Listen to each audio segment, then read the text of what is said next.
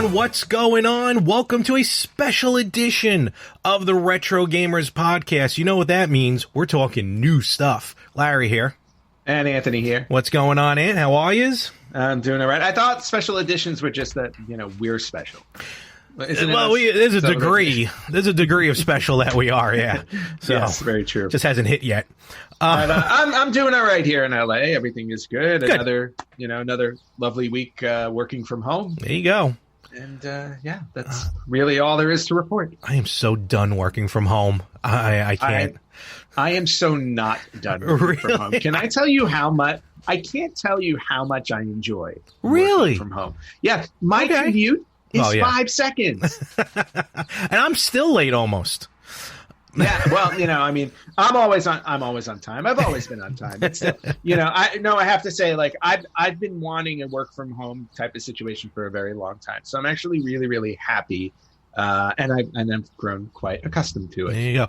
I've always wanted to work from home, and now I regret it. So I'm done with it. I can't. I want my kitchen table back. So okay. Well, it's one of those things. Some people can't. Yes. Yeah. Some people can't seem to separate the two when you combine them. Me, on the other hand, like I'm very good at compartmentalizing things. You are. So, I'm not. Your apartment looks like an explosion hit. Yeah, see, and mine is the same that it was before. If anything, I've organized it even more. There you go. Now you know what's going on. Well, maybe now you made room, because we're going to get right into it here. Absolutely. Absolutely. So here's what we got. We're going to talk about two major new announcements that you're all already aware of. Let's start with the first one, because this is now a guaranteed purchase for at least me. Arcade1Up has announced their fall lineup. The runway was set, and by God, the prettiest girl at the dance finally showed up to Arcade1Up. You didn't dress in drag again, did you? Not this time, no. Okay. And I didn't realize the reason why it took so long for this game. Apparently, there was a lot of, I'm not going to say legal battle, but there was a lot of behind-the-scenes red tape to get through for Arcade1Up to finally be able to bring Ms. Pac-Man to a home arcade machine. Yes, it took them a lot of work, and apparently, like, there was some confusion in terms of who had the rights to it and who they had to get permission from and everything. But they managed to, kind of sift their way through it all and get all the appropriate approvals. So now we're getting a game that I think both of us may wind up owning. Yes.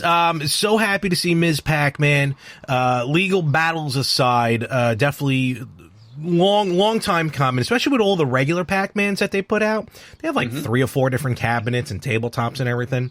Yep. So as par for the course for Arcade1Up, there'll be 4 games in this gorgeous looking Ms. Pac-Man machine. So we're going to have Ms. Pac-Man, Galaxian, which you normally usually see together, or Ms. Pac-Man and Galaga. That's usually it's usually the twofer. And I always forget Galaxian was the first game of the two. Galaga was the sequel. Yeah. Just the way it sounds. Everybody remembers Galaga more. Also just Galaxian sounds like a sequel to Galaga as opposed to the other way around. I don't know why. And then the other 2 games are Pac-Mania and Pac-Man Plus. Yes. So you can basically have the entire Pac-Man arcade collection, for the most part, in your home. Very close to it, yeah. Yeah. Of course, Pac-Mania, Pac-Man Plus. I'm pretty sure Galaxian, maybe not Galaxian, Galaga was. But the 2 other Pac-Mans have been previously released. That's actually kind of going to be a little bit of a common theme here at Arcade1Up. But nevertheless, this 4-game collection, I was so stoked when I saw it. This is like a guarantee purchase. I'm already measuring where to put it. I'm debating whether or not to get the riser. I may just get a stool and just, play there. But yeah, this one, I've been most excited for any of the releases right now from Arcade1Up for this one. Yeah, no, and I gotta agree with you, because we've talked about it before, and I think we both agree, like, Miss Pac-Man is the definitive Pac-Man game in terms of arcades for us. Everybody's got a different opinion on those, and the original Pac-Man is amazing, but obviously we both feel like Miss Pac-Man just kind of like they really upped it. Yes. with the gameplay and everything else. So so no, I'm with you. I'm like, when I saw the news on this one, I was like, there were so many other Arcade1Ups I almost pulled the trigger on, and I'm like, ooh, I want this one, and I'll tell you, the Burger Time one almost got me. It really did. I know how much you don't like Burger Time. Not a fan, no. But it almost got me, and then I was like, no, you know what? I don't know where I'm going to put it. This Pac-Man, I'll find a home. Yeah. And then remember, they're not that big. Without the riser, they're about 48 inches, give or take, 49 inches. With a riser, I think it adds another like 10 inches or so to it. So they're easily placeable. If I get the arcade, I know exactly where I'm going to put it. I just have to move my Hyrule map, which I can easily put somewhere else. Yeah. So that would be the only thing. Like my house. Yeah. But, I was so close to pulling the trigger with the TMNT cabinet. Though I'll never have 4 people probably in my apartment. I was so close to pulling the Final Fight cabinet, pulling the trigger on that one. That's the one I was really, because that had a really good collection. It had at least Final Fight and I want to say 1942 or like 1945 or something like that. Oh, yeah. For those games, I can understand why you would want it. That one was definitely not on my list. I was looking at like a few of the other ones. I know you like Mortal Kombat. I know you were looking at. Yeah, the Mortal Kombat one I was looking at, the Teenage Mutant Ninja Turtle one I was looking at as well. And if you want to watch how to put one together, I'm going to give a free plug because she has no idea that we're saying it. Asuka, WWE superstar and Raw Women's Champion Asuka, she has a YouTube channel. And one of the episodes, she had gotten one of the cocktail table Arcade1Ups. And it's basically her putting it together, which is actually quite entertaining. But there is look, you can do it. I'm not saying you personally, but anyone can do it. It is time consuming, but it may not be a one-person job. So if you're going to put one of these together, it just might be easier to have a friend with you to help out. Yes, I think so. But but if you're capable, I mean, I'm sure it's kind of like putting together IKEA furniture with video games. It's true. Just not going to get you could get electrocuted more than IKEA. Well, if anything, it just ups the challenge a little bit. That's all. Now, here is my concern with this product. What? As I'm gonna get blocked by Arcade1Up because I've already asked them 3 times. Will this version of Ms. Pac-Man be the regular version, or will they have an option to speed up the game like a lot of us are used to in arcades and in bars and stuff like that? Yeah. Now, what kind of gets a glimmer of hope for me is that Arcade1Up did post, after they released these names, they posted something on Instagram. I don't have it in front of me, so it's a paraphrasing. But basically they were saying, get ready for high-speed pellet action. Okay. Well, that's your first clue. Right I really hope, because I got to be honest with you, if there's no indication of speeding up the game, that is the only thing that's going to stop me from buying this. Yeah, and I can understand that because the only way that I know how to play it is the sped up game. In fact, when I bought the Ms. Pac-Man version on my PS4, and I'm like, ooh, Ms. Pac-Man, and I started playing it, and I'm like, oh, it's the slow. And there's just I can't understand why they've never put in the only version that had it was like the Genesis and the Super Nintendo version was the only ones that had like a hyper mode. That was about it. Yep. I don't know. No, but I'm with you on that. I go because that's the way I'm used to playing it. Yeah, exactly. So that is the only thing that's going to stop me. Otherwise, and if they put it in Ms. Pac-Man, they better put them in Pac-Mania and Pac-Man Plus. But all right, so that's the big one. So the next 2, now this is weird how they're doing this because the next 2 arcade cabinets are kind of different versions of an arcade cabinet they already have. They're putting out the X-Men, Street Fighter, Marvel, Capcom, however you want to put it. But they're putting out 2 fighter cabinets that both share 2 games, and then 2 games are individual to themselves on these cabinets, yet one of the games is available on the other cabinet, on the original cabinet. Very, very odd. Right. Very odd. So here's what we got. So the 2 Marvel fighters will have X-Men versus Street Fighter, and Marvel vs. Capcom Clash of Superheroes. So X-Men vs. Street Fighter, absolute classic, the first of this series. Yeah, I don't know if you wouldn't have had Marvel vs. Capcom without X-Men vs. Street Fighter. No, exactly. Because Yeah. basically Marvel vs. Capcom, I think, is the sequel. Well, Yeah. oh, well, kind of, sort of. I'll explain that in a moment. Yeah. But Marvel vs. Capcom, that series Yeah. took off. With it being Marvel vs. Capcom 2 being one of the most sought-after Dreamcast games, if not sought-after home console games that there is. Yes, and a game I really, really, really want in my collection. Yeah, honestly. I had it on the PS1, but it just wasn't the same. I had it. I could have sworn I had it on the Dreamcast, but I don't think I ever did. I think I had the first one. Okay, yeah, the first one probably, definitely. Yeah. That was a little easier to find for some reason. Yep. So here's where the differences are. One of the cabinets, the other two games included, will be X-Men Children of the Atom Yep. and X-Men Mutant Apocalypse. Okay. Now, correct me if I'm wrong, Mutant Apocalypse, is that a fighter or is that a side-scroller? No, see, and that's the thing that I got confused about too, because I went to go look it up to see. I was like, wait, was X-Men Mutant Apocalypse ever an arcade game? And to my knowledge, the answer is no. Yeah, it was on Super Nintendo. Yeah, it was a Super Nintendo game. It was a side scroller. You got to control 5 of the X-Men, going through different levels. And if I remember correctly, it was Cyclops, Psylocke, Wolverine, Beast, and Gambit. Those Very were the good. 5 choices. Yep. And again, it had the same look as like all these fighter games, like the same style of play. But yeah, overall, it was just a side-scrolling. It was a side-scrolling game. So I thought it was really interesting that was on there, because I'm like, oh, it was like a Super Nintendo game as an arcade. Okay. Well, it's kind of like Turtles in Time. I guess Kinda, so. sort of. Kind of. Yeah, I guess so. But go ahead. And then the other cabinet. And then the other cabinet will have X-Men, right? War of the Gems? Yeah. Okay. No, that's Marvel. Or is it Marvel? Okay, I apologize. Marvel Superheroes War of the Gems. War of the Gems. And Marvel Superheroes versus Street Fighter. Mm-hmm. Now, Marvel Superheroes versus Street Fighter, that's the true sequel to X-Men versus Street Fighter. Yeah. But War of the Gems, again, side-scroller? No, War of the Gems. Well, okay. yes. I'm sorry. Okay, War of the Gems was a side scroller. It was a side scroller, and it was centered around the Infinity Gauntlet. Okay. Storyline. All righty. So you got 2 cabinets with 3 fighters each and a side scroller. Neither one having the side scroller everyone's waiting for.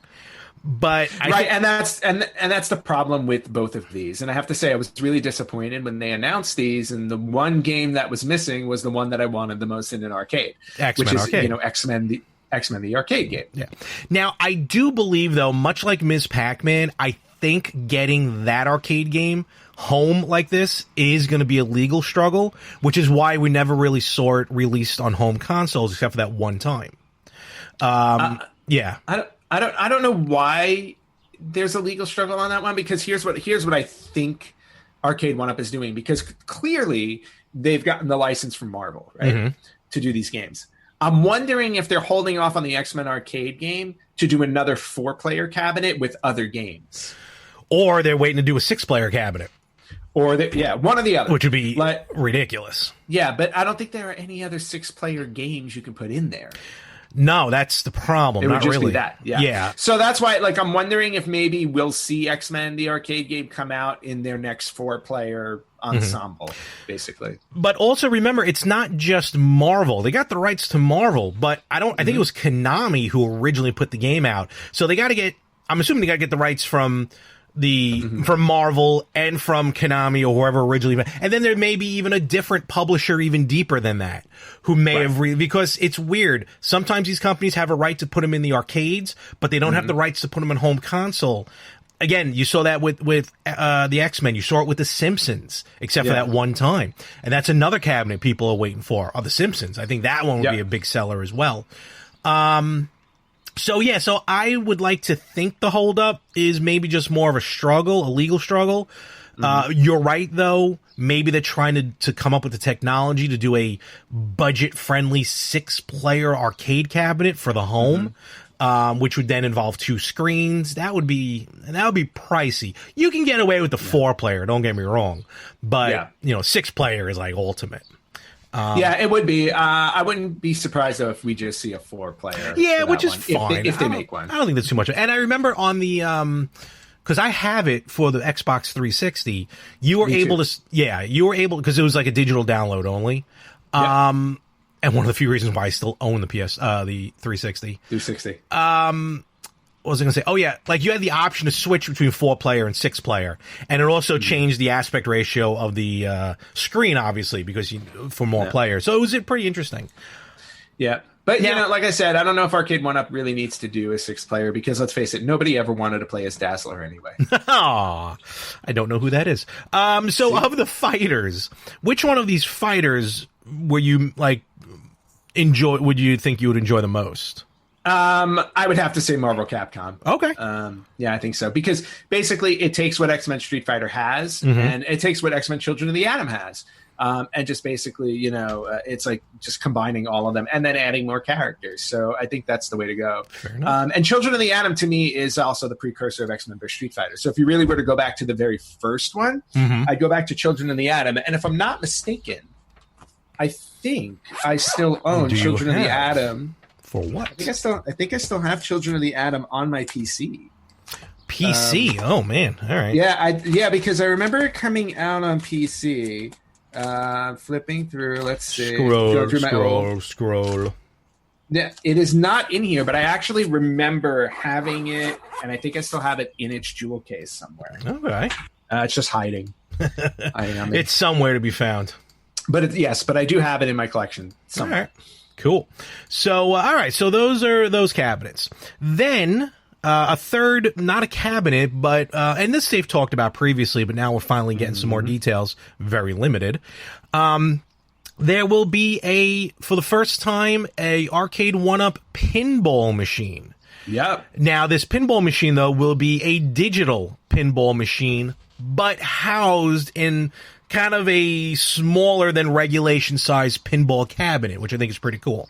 Yeah, it is kind of interesting. Yeah, so it is it's going to be Marvel. It's Marvel Pinball. Yep. There's going to be 12, I believe 10 to 12 different pinball cabinets, if you will. No, I don't want to say cabinets. It's one cabinet, but different fields. 10 games. Fields is what I was trying to say. Fields. Okay. So 10 to 12 different fields. They haven't announced who or what yet. That'll probably come down the pike. But they're saying even for a digital machine, this has the feel and playback of a real ball and pin arcade machine. Okay, so something I won't buy. They're talking. I'm awful at pinball. No, I love pinball. No. I love them. I suck at them. Like, this machine will have not haptic, but like a little bit of feedback on the flippers.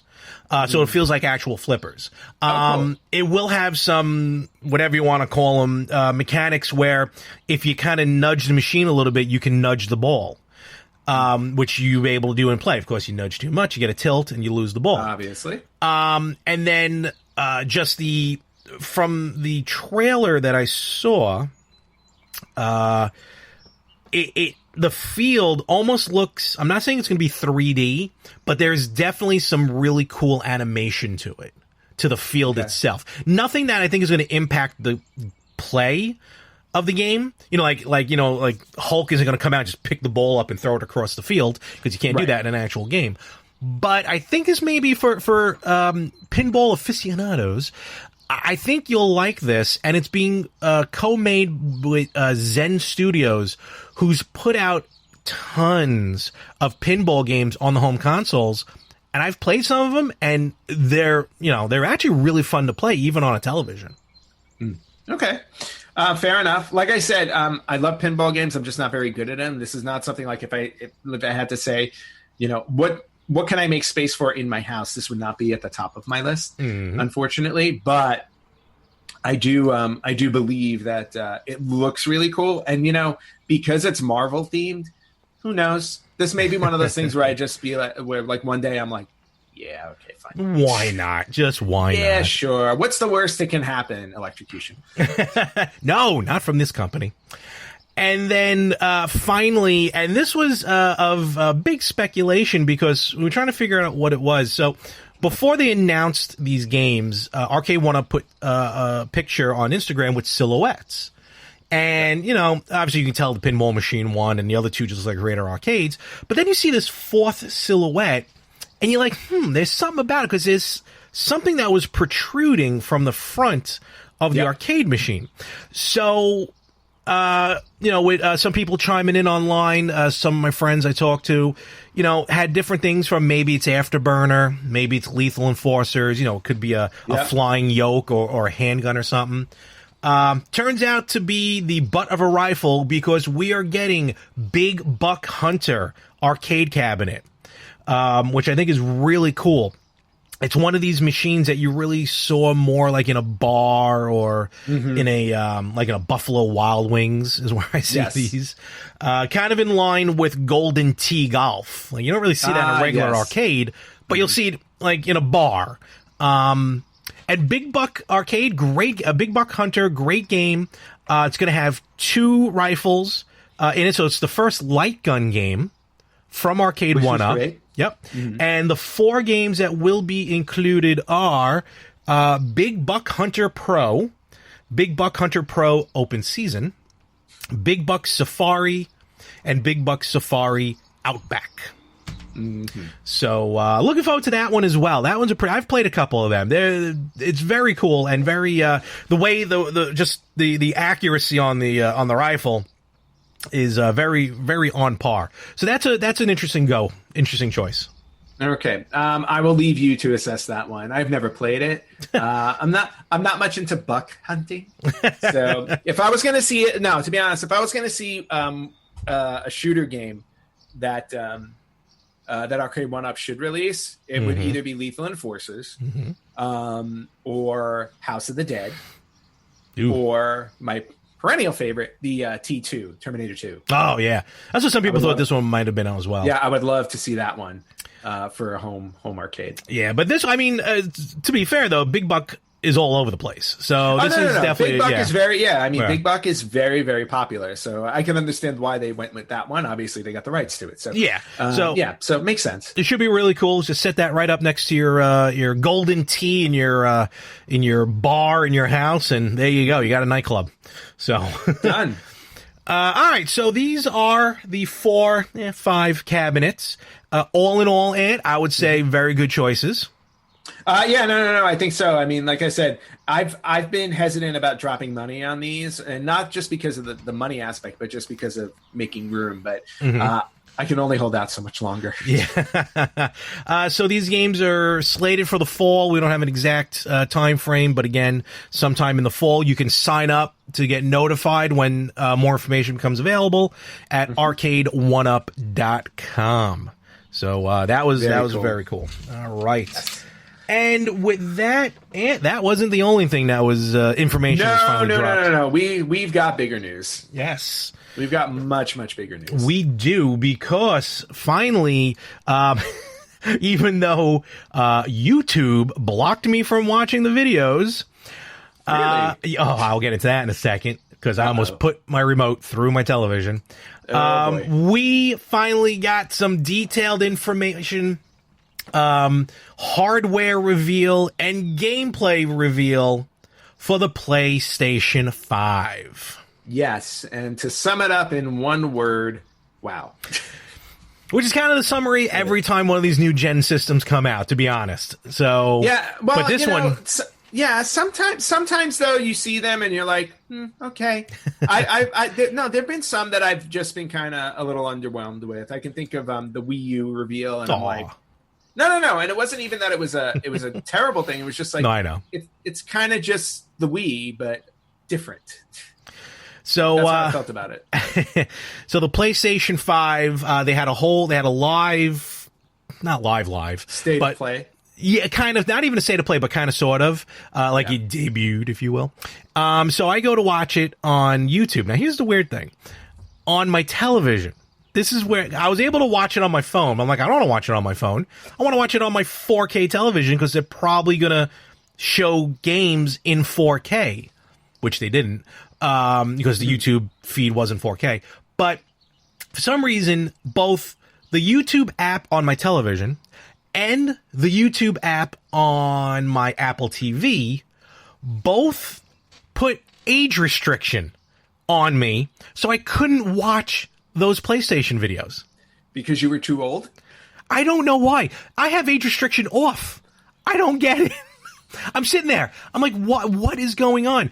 I can watch other videos from PlayStation, but this one apparently was deemed too hardcore, I guess. Probably the GTA announcement.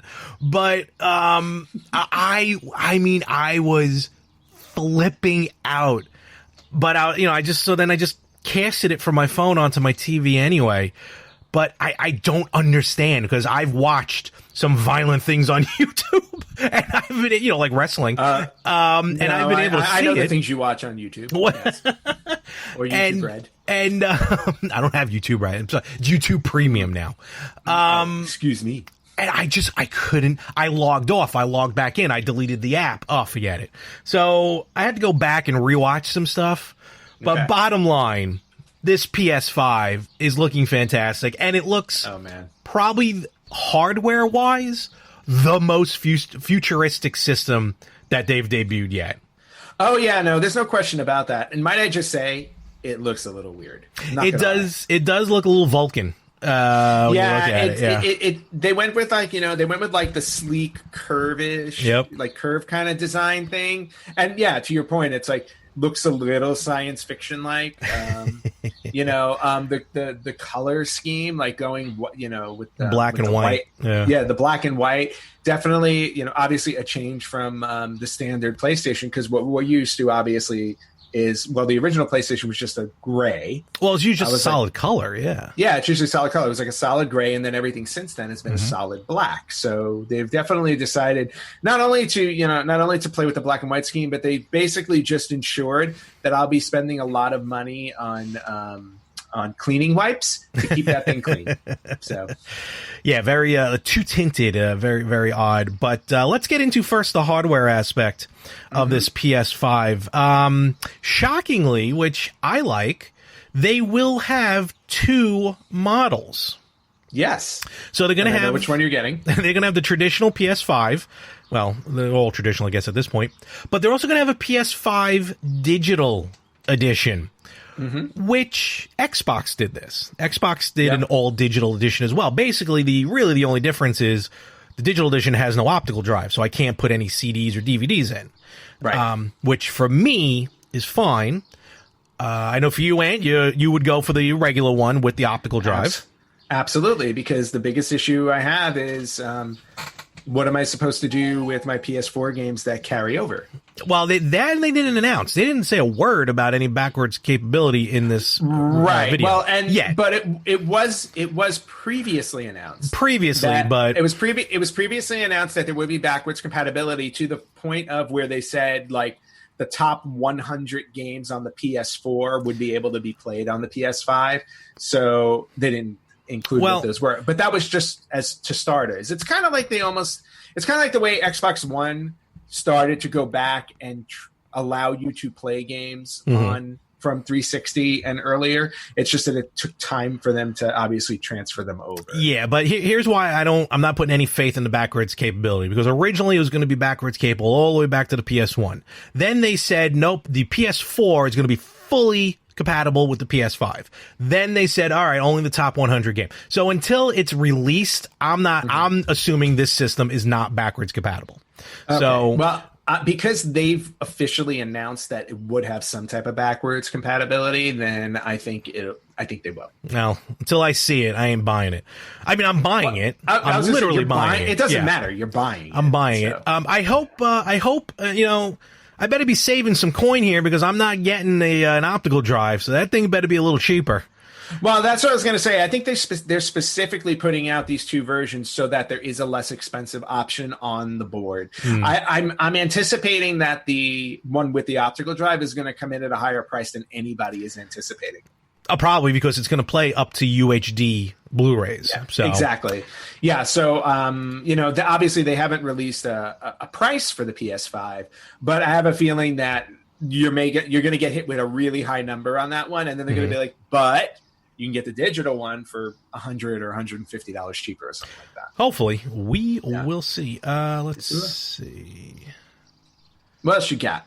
I'm just checking some. Here we go. All right. So It is scheduled to be released this holiday, 2020.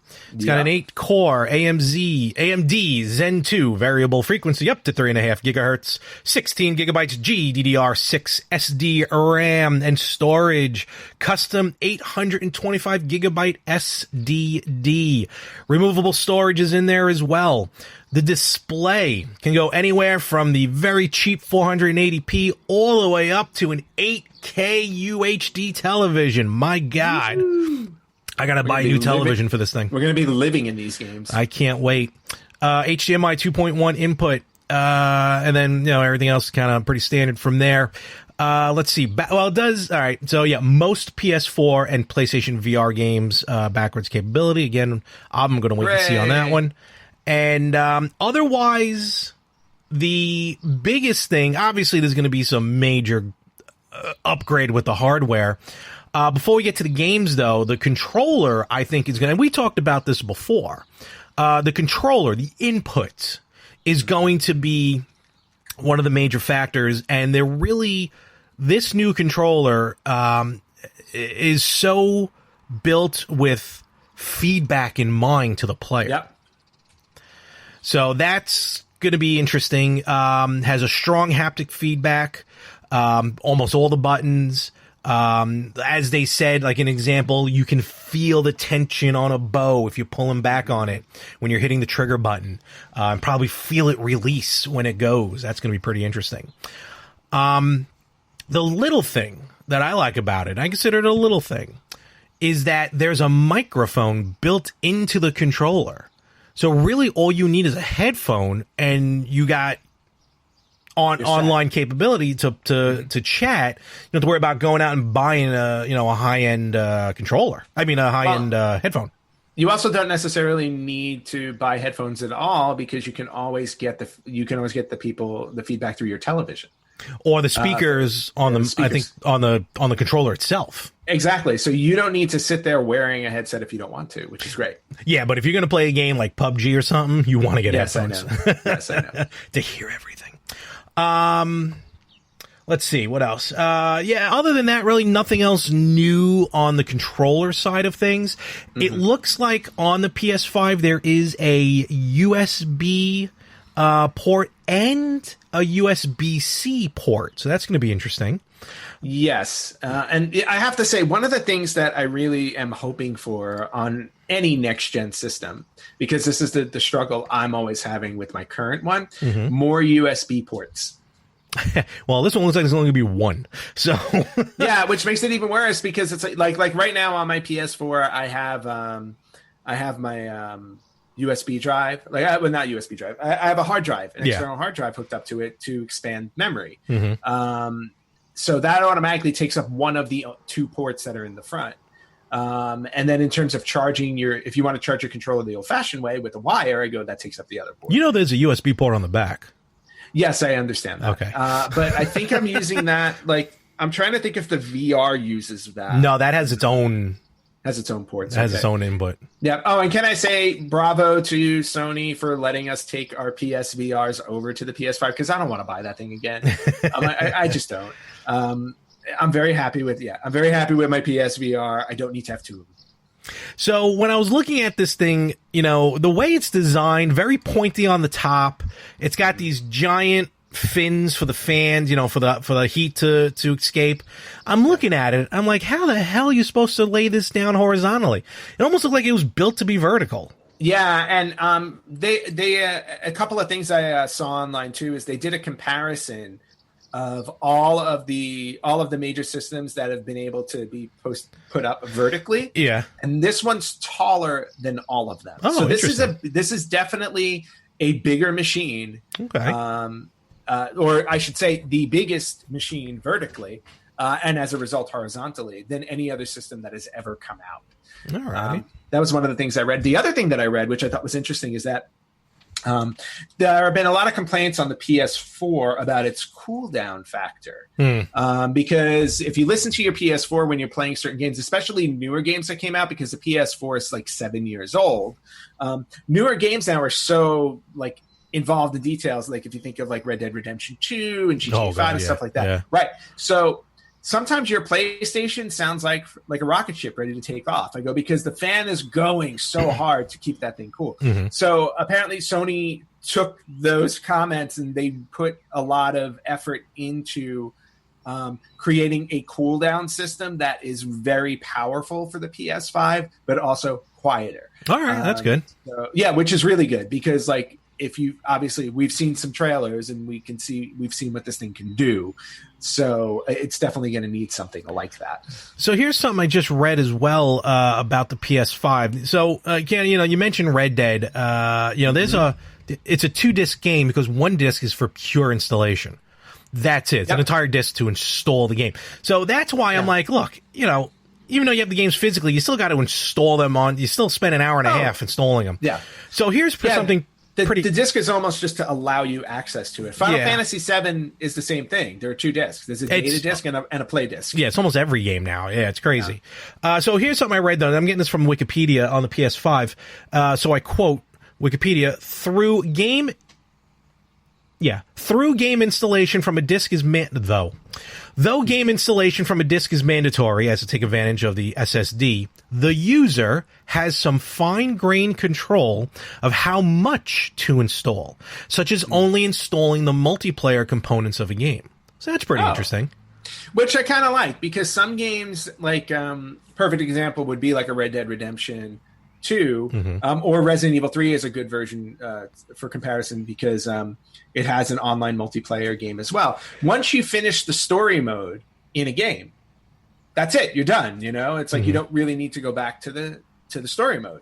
But if it has an online multiplayer component, GTA 5 is another one that does this, and you just want to play the online, the story data is taking up all of the space, like a ton of space on your system. So being able to kind of be like, okay, you know what, delete the story data and just keep the online on, just saves up more space. So that's really, really smart on their part.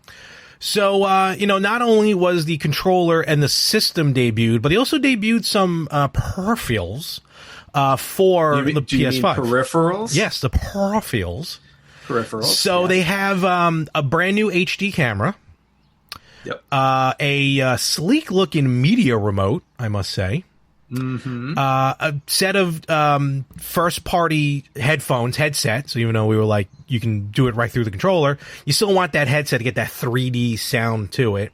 Absolutely. And what I really like that is going to be first-party is a first-party controller charging station. Which is good. Which is separate from the system, because trying to charge a PS4 controller or PS3 controller when it's not plugged directly into a video game system is just barbaric.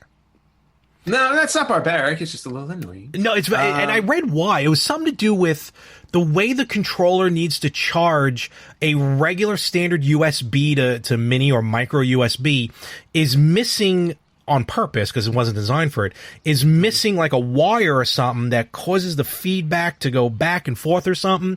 So there's a scientific reason or a reason why that you have to plug it into the PS4, or I plug mine into the Xbox so I get more use out of that one, and it still charges the controller. So, this is pretty cool that you can buy a charging station that matches the system.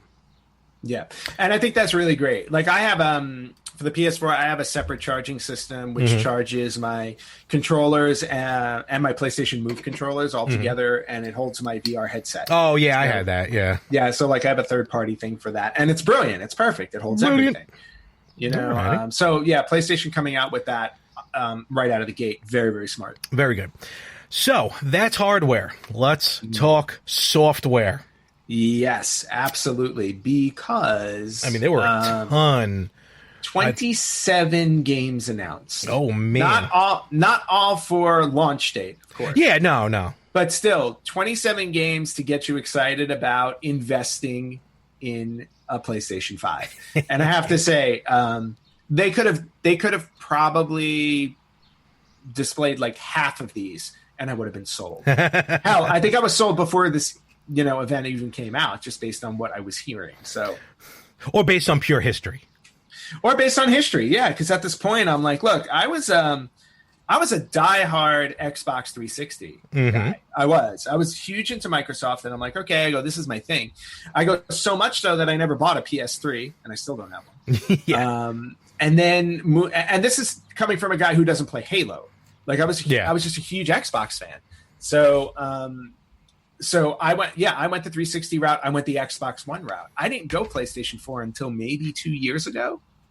And I have to say, it was like, yeah, well, I got it on the cheap, but at the same time, I was just like, you know what? They have games on it that I want to play that aren't on the Xbox One. And at the same time, I was like, I wasn't buying a lot on my Xbox One. I'm like, I can't find games that I really want to play. So I bought the PS4, and I'm like, here's where they all are. Okay. Oops. And now my Xbox One just kind of sits there. There you go. So we'll here's one to talk about. I think it may have been the first trailer that they announced, or the first trailer that they showed. And we're talking Marvel's Spider-Man Miles Morales. Yeah. Miles Morales. Okay, so if you haven't played the Spider-Man game on PS4, you're missing out on arguably, and I've said this before, one of the greatest games. I'm serious. No, One of the greatest games ever made, period.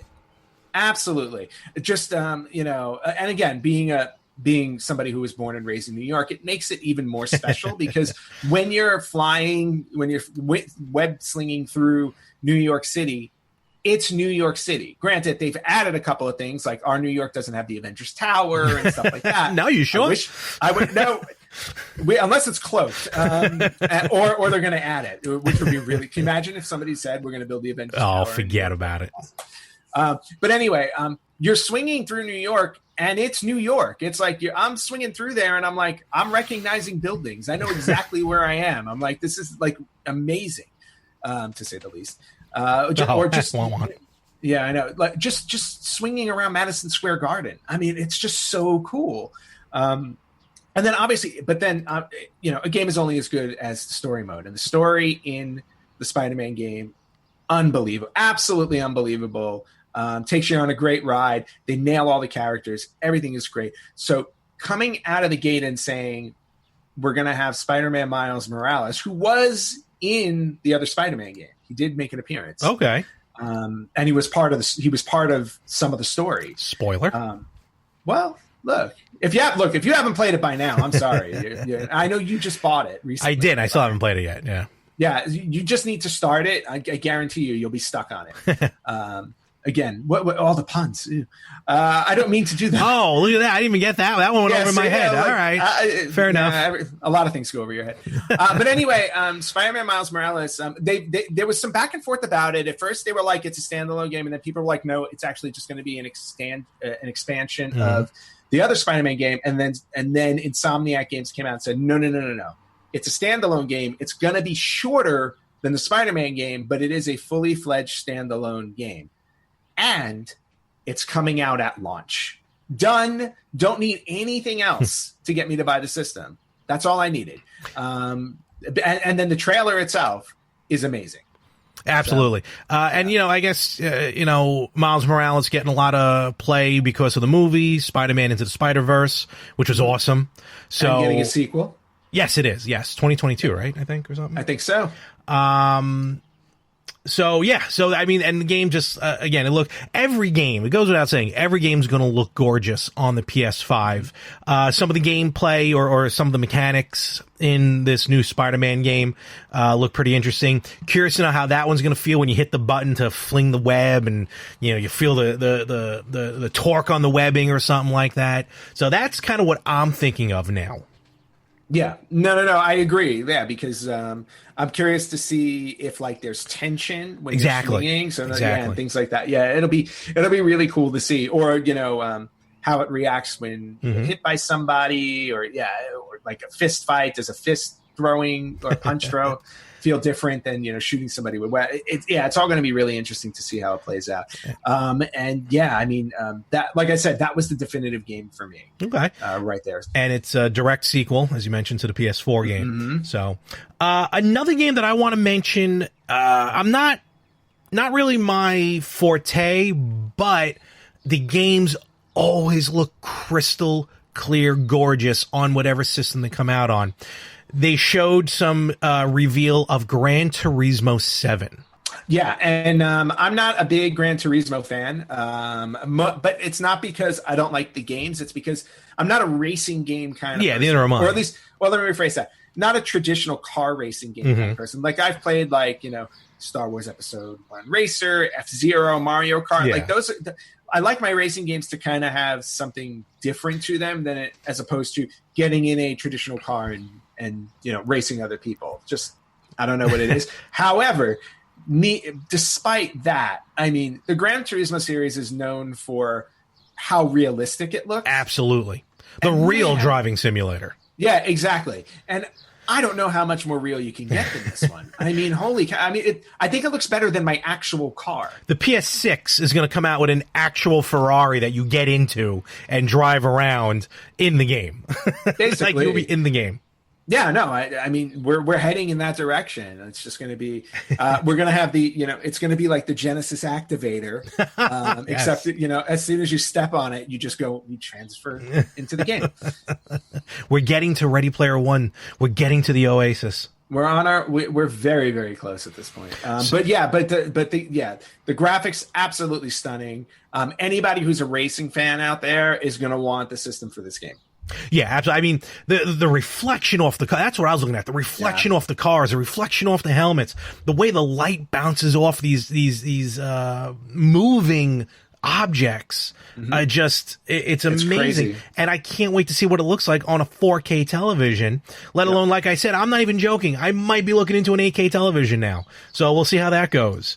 And then just I'm looking at a screenshot of an Aston Martin that's in the game, and the detail inside the car is ridiculous. It looks like it has launch buttons. Yeah, I mean, that's why I'm saying. I'm like, and the steering wheel's on the wrong side. Well, that's a whole other story. But so Gran Turismo 7, always known to really, dare I say, and Lord knows I'll be corrected, I think there was even a car that may have debuted in the game while, before they actually released it to the general public. Maybe I could be wrong on that, but I feel like that happened. So Gran Turismo looks awesome on this. Yes. I mean, there were a bunch of games. What were some of the other games besides Spider-Man that jumped out at you? Okay, so I haven't finished this game yet. I started it, and then it was one of those, I'm going to put it aside for a minute and go back to it, and never did. But absolutely stunning, beautiful game, and at least the story that I've been through so far, and it has been great. Horizon Zero Dawn for the PS4, which is also considered one of the best PS4 games ever made. Sony showed a trailer for the sequel, which is Horizon Forbidden West. This game, what I loved about, I kind of forgot about Horizon, the first one, because I never played it. So I'm looking at it and I'm like, oh, it's the Wild West with mechanical horses and stuff like that. And then it finally dawned on me what it was. Horizon Forbidden. So you are deep into Horizon, and not very deep. I'm still kind of early on in the game. Oh, okay. But I'm far enough along that I kind of know what the world. It's basically kind of like, the world has kind of become like a little bit of a desolate place, and you have all of these robots. I don't want to say robots, but you know what I mean. All of these mechanical beasts that are around and everything, and you're trying to figure out your way through this. And it's open world. So think Zelda Breath of the Wild for you. It's open world, so you get to choose if you wanted what missions you want to do. You can do the main ones, you can do the side ones, but it's just, again, it's a beautiful game to play through. Everything, the detail is there, the challenge is there, it's all great. But the trailer for Forbidden West, it was just like, I was like, it was a no-brainer for them to make another one. I was like, but wow, it was just one of those where I'm just like, okay, I was like, it made me want to go back now and go back to Horizon Zero Dawn. A couple of games were announced that just continue the tradition of these games on PlayStation systems. One of which I believe they may have even said that this, again, I'm going to get it wrong, but I think it was this game that has been released on every generation of PlayStation systems.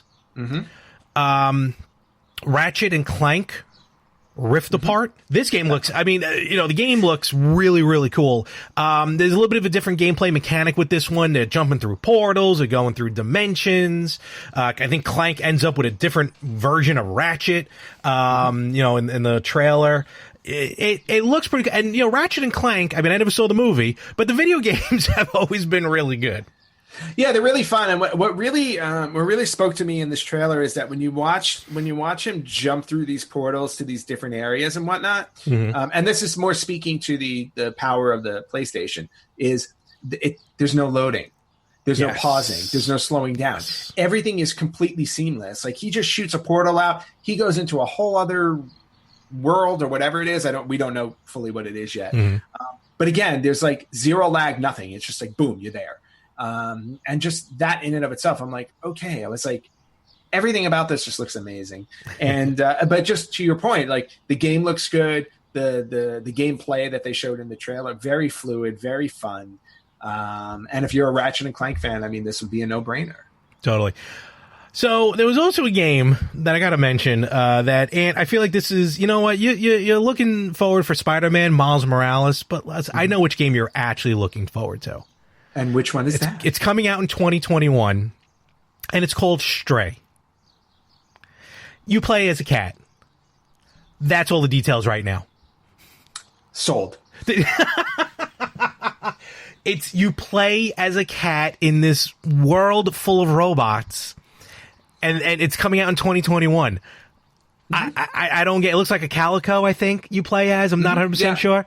Yep. I've already pre-ordered it. I'm guessing 90% of the game is you just sitting there, licking yourself, and just staring at robots as if you were the king of the world. Yeah, well, see, and that's what it is. Like, if you're truly playing as a cat, I want to be a real cat. So, like, I want to, I want to look up at a human being, and then they bend down to pet me, and I just walk away. Like, oh, I'm sorry. You're about to get run over by that car. I got to go over here and stare at a wall. Yeah, I'm gonna go over here and just watch, and then as you're doing it, I'm just gonna lick my paw. So that was one of the weirder ones, and there were a bunch of. When I say weird, I just don't understand the concepts. Okay, and maybe that's me being more old school. Like, they got that one Goodbye Volcano High. Yeah, I didn't see the trailer for that one. It's like, it's a bunch of like these personified like dinosaur people, but it looks like it's a movie, but I don't know where the gameplay comes in. It's I don't know. It's very odd. Very odd. Okay. That again, could it be one of those games like Until Dawn where it's kind of like a movie, but you make maybe decisions along the way? Maybe again, there's really not much detail to it, but it just looked weird. It looks better as just a standalone movie as of right now. So, all right. Well, if it's weird, I'll probably buy it. There you go. And then the one more that I saw that really jumped out at me was, and at first you didn't realize what it was. It just looked like another game, post-apocalyptic, zombies. You get this one crazy guy who seems to be in control of everything. And then it's called Village. All right, cool, Village.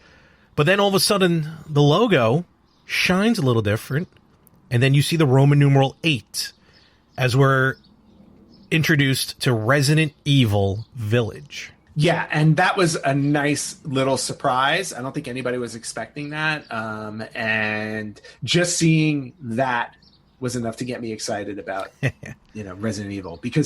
And I'm curious, the biggest question I have about that one will be, is it going to be VR capable the way that Resident Evil 7 is? Because Resident Evil 7 is fully VR. Maybe. If you want it to be. And it's amazing in VR. It's like, holy cow. I mean, that thing scared the crap out of me. Actually, a little more details with Resident Evil 8. Let's see. Set a few years after Resident Evil 7, we return to Ethan and Mia, who now live free from their past nightmares until tragedy happens, of course. And what was interesting, as you saw in the trailer, Chris Redfield turns up. Yes. So Chris makes his return. But it looks like he may not be a protagonist in this one. We'll find out, I guess. Because as usual, with every series, the good guy eventually has to become bad. Well, in this series, there are a lot of good guys, so it's only inevitable that somebody has to turn. I don't get it. Optimus Prime did it. Vin Diesel did it. You don't, at some point, just let the good guys be the good guys. No offense to Vin Diesel, but he seems like a natural villain to me in films. I don't know. He always plays like the bad guy with the good heart. Now he just be the bad guy. And then any of the other games that were announced that really caught your fancy? Yeah, one of the ones that caught my eye for sure was a game that it was the one game I think they announced it was officially going to be a remake. And I never played the original one because I do not believe I own the system that had it. And I'm talking about Demon's Souls. Ah, yes. And the cool thing about this is if you look at the trailer, it's like, okay. And again, they're very clear. Remake, not remaster, which means there's going to be some change in the story and gameplay, right? Because I think we've kind of settled on remaster is a direct lift. Remake is they're going to change things up. Yeah. So looking at the remake, I mean, absolutely stunning. I mean, when you see that one demon and like the fire in its chest, and oh man, I was like, it looked really, really impressive. So that's definitely one that I will be picking up with the system. I don't remember if that was going to be a launch title or not. I think it is. Yeah, I don't know which one's a launch title, to be honest with you. Yeah, I want to say of the 27 they showed, I think they only said of them, they only officially said like 3 or 4 of them are launched, and I believe Spider-Man is definitely one of them, and I think Demon's Souls is another. I don't know the rest. Okay. But yeah, so Demon's Souls remake definitely caught my eye. Another one that caught my eye, and this one is probably because of my love for the PS VR game, and I will go out on a limb and say that it's probably my favorite VR game outside of Beat Saber. Beat Saber is kind of its own little genre. Okay. I was like, but in terms of just a regular game, like regular story mode gameplay game, Astrobot Rescue Mission. If you have a PSVR and you haven't played Astrobot, you are missing out on a gem of a game. It's basically like Super Mario 64, Super Mario Odyssey, except you're in the world with him, which is really awesome. But they announced, and this one is going to be, from what I understand, on the PlayStation. Yes. When you buy it, it actually is with launch, and it's called Astro's Playroom. And I don't know exactly everything that it's going to entail, and I don't know if it's going to be more like a family-friendly or like a kid-friendly kind of thing that you do with it, but we're just going to have to wait and see. The bottom line is everybody's going to have it. So, but Astrobot is absolutely adorable, so I'm all in for that. Yeah, it's definitely, like you said, it's going to come free with the systems. I don't think you're going to need a VR headset for it. No, but you do not. It's one of these games, and they've kind of done this before, where it's a game to like walk you through the PS5. Probably. You know, like kind of show you what it could do. Yeah, and that's perfectly fine. Oh, fine, yeah, totally. And I hope it's ultimately gearing up for another Astrobot game, because I actually just yesterday was it yesterday morning? It was either yesterday morning or Thursday morning. I beat Astrobot Rescue Mission. Oh, there you go. Time. So, sweet. Yeah, it was one of those games. Again, I was kind of like, I would play a little bit in VR, take a break, play a little more, and now I've finally beaten it, and now I want to go back and play, find all the things that I missed, because just playing through the levels again in that game is just pure joy. It really is. It's just so much fun. Fair enough. And then they showed a bunch of other games. Let me ask you a quick question. When you were seeing these games and you're seeing these trailers, after you get past the initial, oh, this game's going to be cool, this game's going to be awesome, like, do you catch yourself seeing the game? Meaning looking at just seeing how, the power of the PS5? Like, when I was watching the trailer for NBA 2K21, I'm not a fan of the NBA 2K series. That's just me. But the game looks amazing. Yeah, I mean, you can't help but kind of dissect it a little bit, because as gamers, and again, and for us, we do a podcast. We really go beyond just this game looks like it's going to play really well. It's like, no, I mean, you really do get into the details, and just remember a few weeks ago when we showed that Unreal Engine, we talked about the Unreal Engine sample. Yes. That showed the power of it, and we were pointing at, and they were specifically pointing to things like, how light changes and reflections and, the details on the rocks and stuff like that. It's the same thing here. It's like going through the trailers the first time, it's kind of like you just look at it all, right? And you go through it a second time, and then you start to look for the nuances and the details and stuff. And it's what, and when you see those things, you see how they all combine to make one beautiful looking game. You were talking about it with Gran Turismo before when you were like the reflections on the cars. And I mean, it's so important because it nabs that realism. And Absolutely. 2K21 is just another one where it's like, yeah, you look at this and you're like, wow, it's like being in a basketball game, except I'm controlling them. Yes. And then there was a bunch of, I mean, again, there were 20-something games, 27 games or something. Sackboys making his return to the PS5. Another game, I think it was called Godfall or something like that, that looked really good. So many. There was another one, I can't think of the name of it off the top of my head, and it wasn't a big trailer. What was it called? I'm looking for it right now. Well, while you Oddworld. There's another yes. Maybe that's the one that was released on every system. Maybe not Ratchet and Clank. It could be. I think it was Oddworld. I never got into Oddworld. Oddworld Soulstorm. It was never one that I got into either. But again, just another game. It's a great series. Project Athia was the one that I looked at. That's a working title. But that was it's a working title, and I'm very curious to see what that's going to turn out to be. That's really cool. And then but just so many cool things. So, and then the other, like the first announcement they made, which actually impacts both PS4 and PS5 players. I thought this was interesting. GTA. So GTA 5 is heading to the PS5.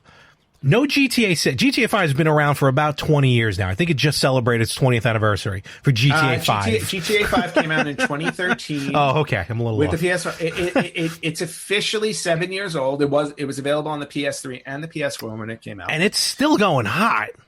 I just started playing it like 2 months ago. So literally just started playing it. So here's the announcement.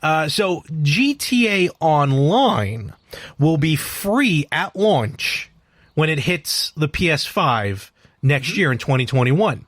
Yep. Now, for those of you on the PS4 who have GTA 5, you will be getting once a month $1 million in in-game credit, whatever it is.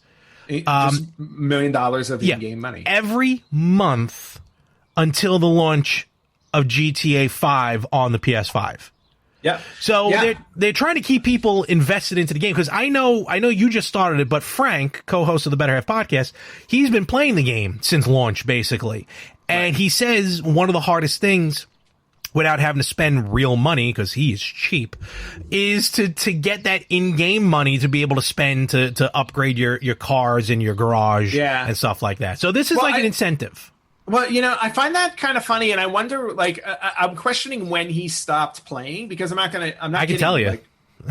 He stopped playing when he started playing PUBG with me and my cousin. Because I'll tell you this much, like, I've been playing the game for like 2 months. Yeah. And in those 2 months, I have amassed, like, right now in my bank account, I have like $2.5 million. Okay. But overall, I, like, with money spent and everything like that, I think I've made like $11 million in the game in 2 months. So they must have eased up on the money bit.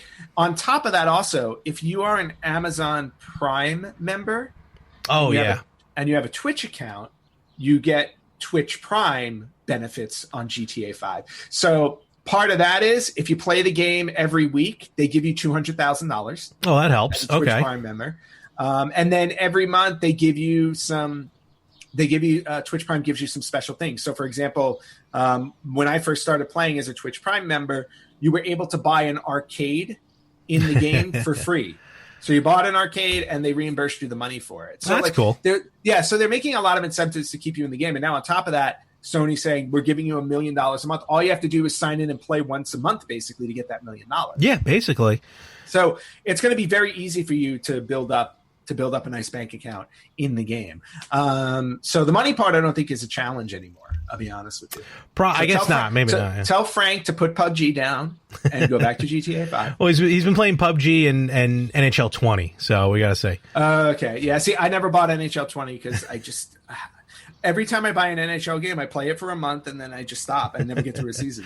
I think Frank got injured because he created himself. He was out for like the second half of the season. I think the Rangers may have won the cup without him. I gotta see what happened. Oh, I hope they did. That's just hysterical. But yeah, GTA 5 is coming to the PlayStation 5. They did not announce a GTA 6, but they will be obviously they will be upgrading the graphics on it. Yeah, I would imagine. I think I have GTA 5. I don't even know. I gotta see. I forget now. I bought it with my system. I think it was like $20 when I got the system. All right, and then that, and there's going to be so much more to talk about. There's more episodes for us to talk about the PS5. Yeah. Plus, more news to come out as the year goes. Exactly. The only thing I want to say though about Sony's killer reveal is that to me, Microsoft's got to step it up because Microsoft. Their system is when you compare the two, their system's more powerful. But when it comes to the actual games, I've yet to see anything that Microsoft has announced that has even got my interest in the new Xbox. Yeah, they really haven't announced. Like the Xbox Series X is basically a jacked up on steroids Xbox One. Yep. Like the Xbox One X is the Xbox One as the Xbox Series X is to the Xbox One X. So It's really like I don't really consider the Series X as next gen in the way of that will literally play all Xbox One games. Yeah. And some of the games, as per the developers, they'll just automatically upgrade the graphics to whatever, for 4K capability and stuff like that. But, that's where kind of the difference lies, where the Xbox Series is more of a extension of the Xbox One, where the PS5 is all new ground. That could be a good way to put it. I think Xbox was trying to position it as the next gen system, but this actually led into something. I was reading an article yesterday that I thought was really interesting, and this is about all the systems. Really, I know we've been talking a while, but just to get into this, sorry. Was that with the announcements from Sony yesterday, this person made a really good point of saying, Sony, they don't think that Sony is necessarily paying attention to being competitive with Microsoft or with Nintendo anymore. Similar to how we always talk about how Nintendo is like its own little thing. It sits on the side. It does what it wants, and it's profitable for it. Yeah. Now, this person was arguing, and I kind of agree with him based on what he was talking about, is that Sony has now decided they're just going to do the same thing. In other words, it's like, here, our core mission in our PlayStation, in our gaming, is the quality of the games and the exclusivity of the games. We want to make games that people want to play. And specifically, like single-player games. If you look at a lot of the stuff on the Sony system that they announced, it's a lot of single-player adventure games, and they look fantastic. Looking over at Microsoft now, Microsoft has kind of become heavily invested in the Game Pass, which is that online cloud. Yeah, it's like the online cloud gaming. And I didn't know this about Microsoft, but this article had pointed out they have over 10 million subscribers on Game Pass. So, yeah, they have a lot. Yeah, because you can play not only on the Xbox, you can play it on the PC, and I think they're testing it out on some mobile devices. Yeah, so and that's the other thing too. It's like they're really all about the whole Game Pass thing, where pay your monthly subscription and you get access to all of these games. Now, Sony has a version of that too. They have the PlayStation Now, correct? But they don't tout it as much as Microsoft does with Game Pass. So I think Microsoft is really kind of steering in that direction, where it's like they want the cloud gamers, they're going to use the power of their library to do that. Sony is really just about these are the really hardcore single player gamers, and of course they have multiplayer as well, but really like here are the games that brought us to the dance, and we're going to keep making them for your enjoyment. And then of course you have Nintendo saying, well, we're the weirdos, we'll just do what we want and you guys will play it. And everything's working for everybody so far. Yeah. So no. Yeah. I mean, it's like it's just one of those things. It's like which one do you prefer? That's in a lot of cases. I think. Let me just yeah. say that. Sorry. In a lot of cases, this is why people may wind up buying all of them, because it's like if you really want to do the cloud gaming stuff, you'll get the Xbox Series X. If you want to focus on all the great exclusives that Sony's going to put out, you're going to buy the PS5. And then Nintendo, same thing. Nintendo's really all about exclusives too, but it's also built on brands that they've built over the 30 some odd years, 35 years. So each one has its own thing to whet your appetite. Absolutely. And it's but you got to be careful with those even I'm saying this with the cloud, like with I don't know as much with Xbox Game Pass, but I know with PlayStation Now, first of all, the games don't stay on there forever. Kind of like Netflix. They eventually will come down. Not only that, but I don't think you can stream in like 4K, the games. Like, I don't even think you can download. Well, you can download them probably in 4K, but you can't stream them in 4K. So there is some limitations to them each. Just something to keep an eye on. But it's the future. Yep. And it's going to be the way it is eventually. But I feel it's better you're right, for Nintendo, for Sony, for Microsoft, focus on themselves.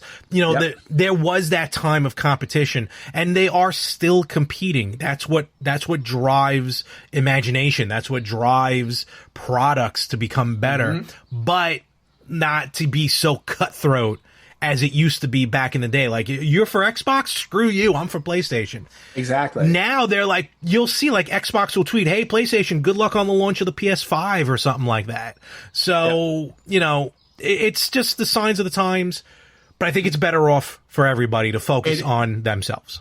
It definitely is. And then there's and that actually brought up an interesting point too, because I think we're getting to the point where what you're saying is the competitive edge is starting to fade, because they're actually talking now about cross-platform gaming. I know there's some of it, but I'm talking about cross-platform. It's getting there more, Well, cross-platform between Sony and Microsoft, because apparently Dead by Daylight, which is a game that I play every day with friends, is actually going to become cross-platforms. Okay, yeah, I mean, we have it now with PUBG. PUBG in Stadia is now in on it. So now we have a game where we can have Xbox players teaming with PlayStation players or Stadia players, and everyone's in the same game. You mean I can get PUBG for PlayStation and play with you guys? You could, I believe, yes. Ooh. So I want to play it just so I can get the winner chicken dinner like really fast and piss you off. I know, just to piss you off. Took me forever. Especially now. It'll take me a week. Well, now they have bots in the game, so it probably could take you a week. That's a whole other story. Yeah, that's something else. But anyway. So this is where we're at, folks. So that's the PlayStation 5. Let us hear from you. We want to hear from you. Your thoughts on the PS5, your thoughts on the Arcade1Up. And the last thing I want to go over real quick is that, at least here in New York, can't speak about everywhere in the country, but here in New York, finally, places are starting to open up, at least on Long Island, from the pandemic, which I'm happy to see. Finally get some of these businesses back on track, start making money again, and for people to enjoy. So, Game On finally was able to fully reopen. They've been doing, mailing. They've been able to mail out games. You can curbside pick up with them, but now you can go in and play. Of course, with protection for now. Hopefully that will go away eventually as well. But I was able to walk in, and I told Game On, the day you reopen for the public, I'm going to be there as soon as those doors open. I was 2 minutes late, but I got there when the place opened, and it wasn't jam-packed, but eventually, because I was there maybe like for an hour, people started coming in. I saw some familiar faces, I think, from behind the masks. I couldn't tell, but it just felt right, and it felt great to be back. And of course, I went, and I couldn't leave without purchasing something. So for the first time in a long time, here's a purchase update from Game On. All right. What did you get? I got 2 games. First, on the PlayStation, as this is a Tristan's pick, as the big giant sticker says. Tempest X3 on PlayStation. Ooh, nice. Very good version of the classic game of Tempest. Nice. Okay, cool. Yep. Are you going to play it? I am going to play it at some point. So that's pretty cool. And then a game that we were just talking, and I looked into this, and we played a little bit of it, and I don't know how this went under the radar for so long for the Genesis. It's a game called Tom Mason's Dinosaurs for Hire. Huh. Never heard of it. I get it. No. The gameplay, though, is side-scrolling shooter. Almost has like a Contra feel to it. Contra hardcore. A little bit. Thing. Yep. So it just completely went under the radar, obviously, because I never heard of it until now. Contra with dinosaurs. But it is phenomenal. If it ain't been shot, shoot it. I like that. Nice. Archie's a no-nonsense leader for Dinosaur for Hire. So I haven't had a chance to play it yet, but I mean, no, like deep into the game. Yeah. But definitely, if you can find this one, check it out. Dinosaurs for Hire. Fair enough.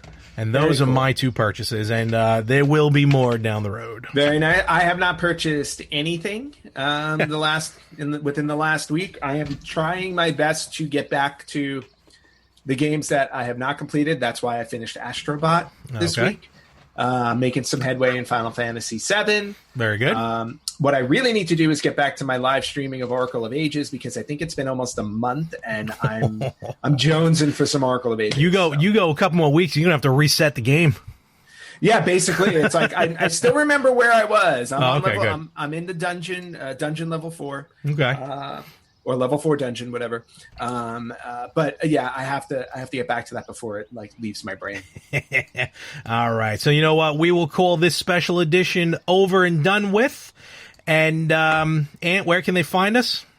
You guys can find us at facebook.com/RetroGamersPodcast, our website, theretrogamers.com, Instagram at RetroGamersPodcast, Twitter at RetroGamersPod, and you can email us at email@theretrogamers.com. Yes. And so we're looking for... and you can watch us on YouTube. If you're not watching us right now. If you're not doing it already. You can watch us on YouTube, and you can listen to us wherever you listen to podcasts. We are absolutely everywhere. Please make sure you like and subscribe. Leave us a nice review. We always appreciate that. We do. We like to be talked kindly of. Yeah, well, no, we like to be talked of, right? That's true. Bad news is still news. So right, exactly. Yeah, you give us a 5... No news is bad news. That is true. Give us a 5-star rating, but you can call us every name in the book as long as it's a 5-star rating. And we love those jerks. Absolutely. Unfun gamer, I'm out for you now. And with that, folks, we will catch you right here next week on the Retro Gamers Podcast.